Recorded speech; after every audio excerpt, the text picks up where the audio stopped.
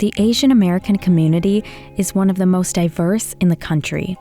In 2023, there were nearly 25 million Asian Americans in the United States, making up about 7% of the population.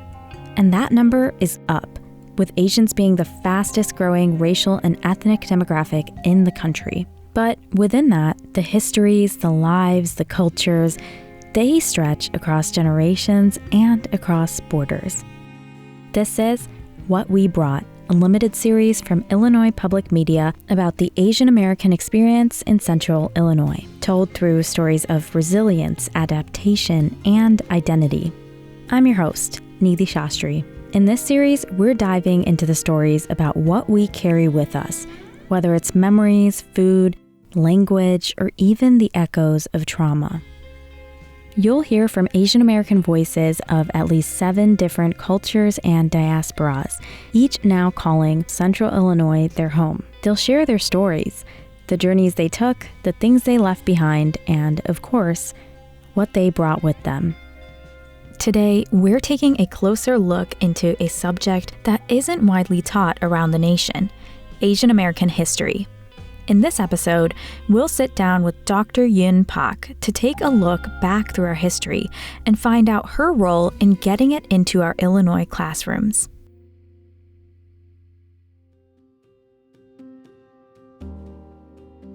Well, my family immigrated from Seoul, South Korea in 1974. So I've been in the United States for 51 years, and I grew up in a little place just outside of Tacoma, Washington. Dr. Yun Pak has spent her career trying to fill the cultural gaps missing from higher education. She is currently a professor in the Department of Asian American Studies and the head of the School of Education Policy, Organization, and Leadership at the University of Illinois Urbana-Champaign. Her decades of work on the Asian diaspora, including teaching and researching on immigration, cross-racial solidarity, and Asian history, has helped push Illinois to finally include Asian American studies in curriculum, a fight that continues even today. You know, the great thing about the kind of training that I received in my graduate program and how we teach in the department in particular is what we call a social foundations approach. In terms of, we look at the political economy, we look at the historical, political, sociological factors of what does it mean to be not only in this moment, but connecting it historically. It also means that we don't study groups in isolation, right? So it's to say, when we study Asian American history, for example, it's how is it in relation to so many other racialized, minoritized groups. So this is also a way in which the important part of some of the professional development modules that we've created as a team as part of the teaching of equitable Asian American community history, the TEACH Act that Illinois was the first in the nation to pass. But the contents of the TEACH modules really coming from a course that I've been teaching on campus for over 25 years. So who would have thought, right, some 25 years ago, that it would end up being important content? But Dr. Pak's advocacy and her drive to conduct research that collects crucial information about the Asian American community actually stems from her own personal experiences. Dr. Pak's story begins in the wake of the Korean War, a conflict between the Democratic People's Republic of Korea, currently North Korea, and the Republic of Korea, current South Korea. This war emerged post-Japanese colonization of Korea and directly out of the end of World War II. More than 2 million people lost their lives during this conflict. While the fighting ended in 1953, the new countries of North and South Korea never officially brought the war to an end. The front line of the conflict has become the de facto boundary between the two countries ever since. And so, coming right out of the Korean War, Dr. Pak's parents had a hard decision to make: to stay in the aftermath or leave. Dr. Pak told me it's this very history that she and her family brought to the United States and that she's ended up carrying throughout her life. It's a lot of it from my mother's side because she grew up originally in what's called North Korea. So that's where her family is from. And I grew up hearing so many stories from not only my mom, but from my grandma about their times in North Korea, but also growing up under Japanese colonialism. So it was just these dual efforts of early on, they developed a sense of Korean identity that was strong. What does it mean to be free in these moments? But it was those stories about their survival, the things that they had to endure during the war, especially my mom's side of the family, having to travel by foot from North Korea to the 38th parallel towards freedom, what they call freedom. And certainly thinking about that, as well as my dad in terms of growing up in the southern part of South Korea and growing up with really harsh conditions in terms of not a lot of family support and love. And so it was these moments that I think about often, and I probably would say think about more being a parent and what would it mean for me to escape war with young kids in tow. Of course, my kids are older, but just thinking about how old my mom was at the time, she would be an adolescent around middle school age, and taking care of babies within our own families. And so I think about those stories, the babies that didn't survive because of malnutrition, just how do babies survive in these moments? So those stories have really carried with me for many years, to this day, obviously. And one of the reasons why my family in particular wanted to immigrate to the United States, I remember my mom telling me, she said she always in the back of her mind was afraid that another war would ensue. And when my mom and dad were living in Seoul, they always had a bag packed to go just in case, to be prepared, because the way that she as a child and her family were totally unprepared for what was about to happen. So just obviously as a child being traumatized by an event and realizing we need to be ready at every moment. And she reflected that she didn't want to live that way anymore. And so I have a feeling most likely that my aunt, who was married to an American GI, living in Tacoma, Washington, sponsored my family. So I suspect it would have been part of the 1965 Family Reunification Act, where my family were able to benefit from that Immigration Act. Dr. Park's family was one of many post-war Korean immigrants who found a new home in the United States. And they were joined by other Korean immigrants. Some were skilled laborers and professionals. Others were Korean adoptees. Systemic international adoption from Asian and other countries to the United States actually stems directly from the post-war Korea period, where children of both mixed-race ancestry and full Korean ancestry were adopted in large numbers to Western countries. According to South Korea's Truth and Reconciliation Commission, many adoption firms post-Korean War had registered babies as orphans, when, in fact, they weren't. This was something that both the Korean and American governments turned a blind eye to.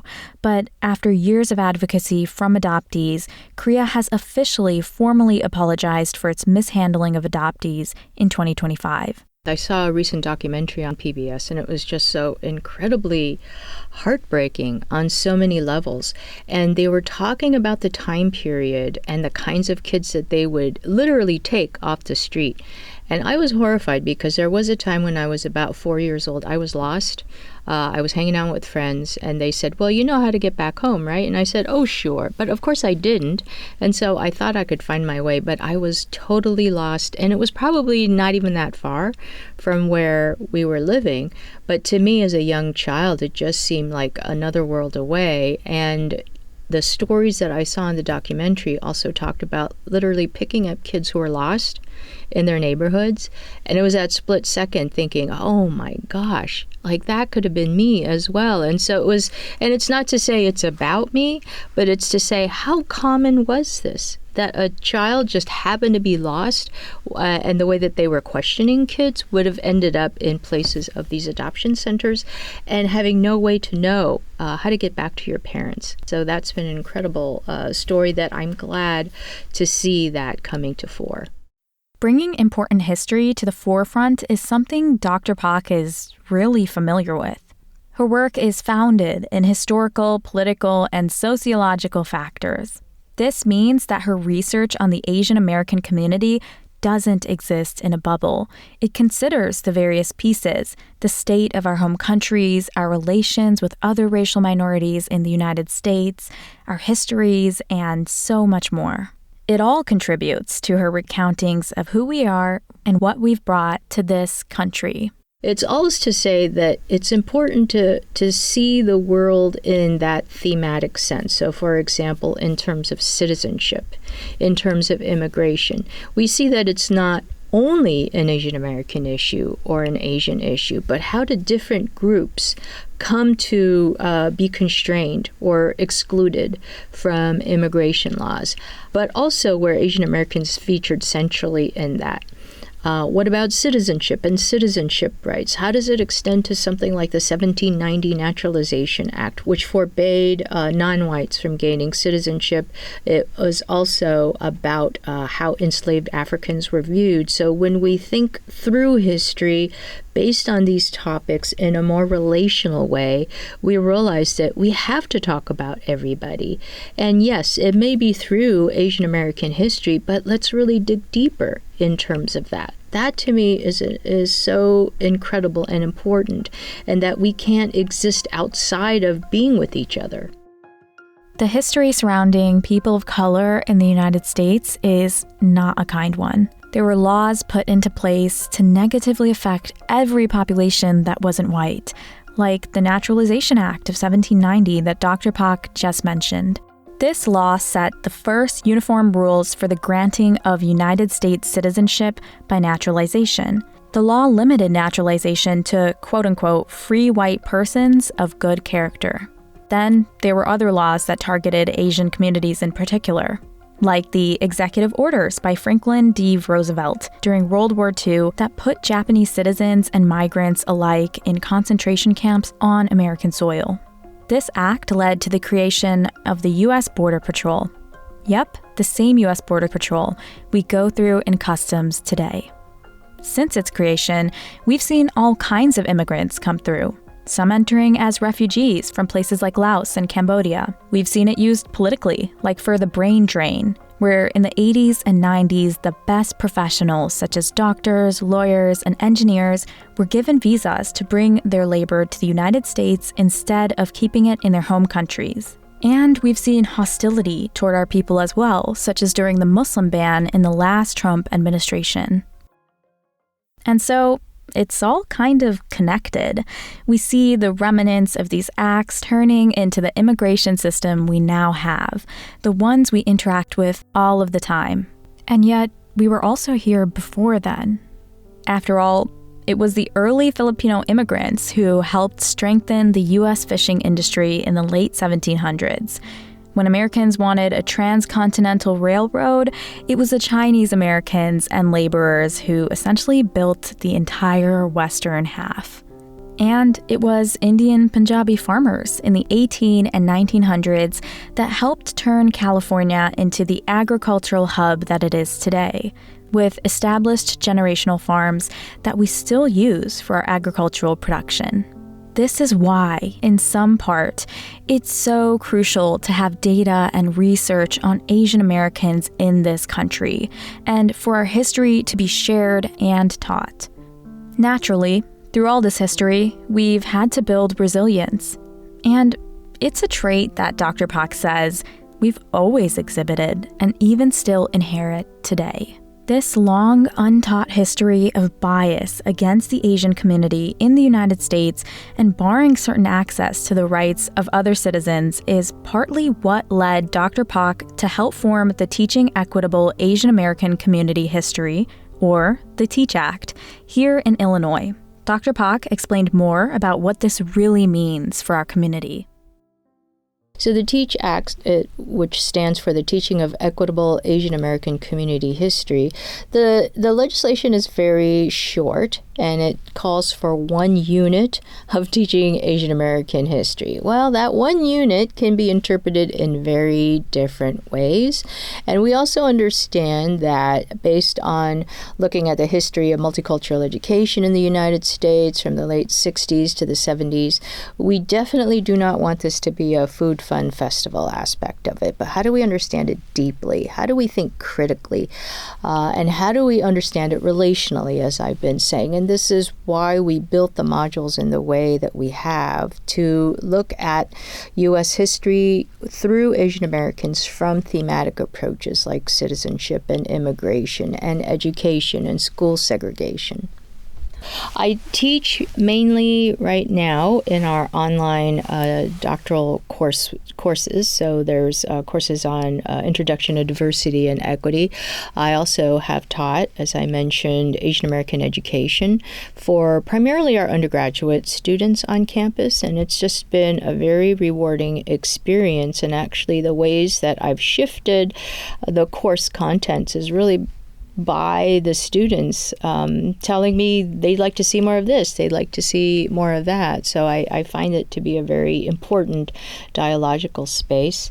The TEACH Act itself is obviously, I benefit from the hard work of people who came through the Asian Caucus, through the Illinois State Legislature, being introduced by a colleague of mine, Dr. Oyan Poon, who knew people like Josina Morita and Venu Gupta, and we had a conversation, and they liked what Illinois wanted to do by developing professional development modules for the TEACH Act, understanding that we had been developing these things all along. So I had been working with Dr. Sharon Lee, who also helped develop so many of the module components for the TEACH Act.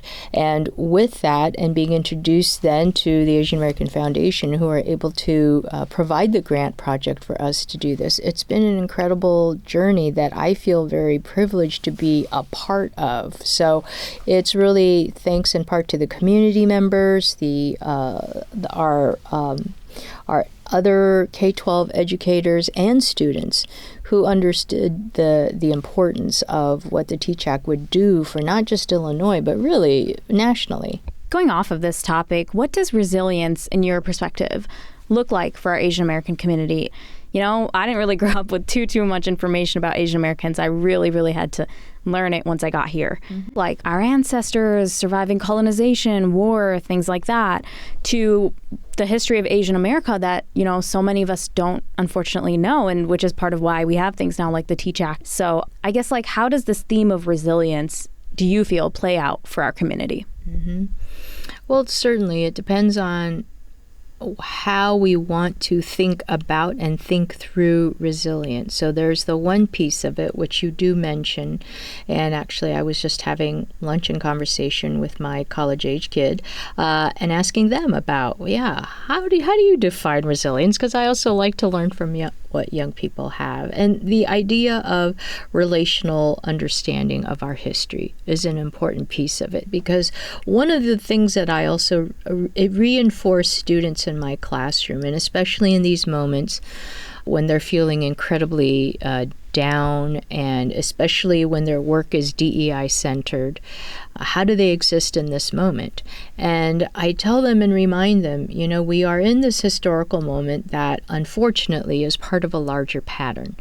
And we're doing a disservice to our ancestors who fought so hard for us to be here. So on the one hand, I understand what you're feeling right now. On the other hand, we can't be wallowing in this moment because so many people have fought hard and who did not live to see a lot of these things come into play. So I feel that sense of responsibility, and we should all feel accountable for that, right? We're here for a purpose. Let our purpose be in maintaining that level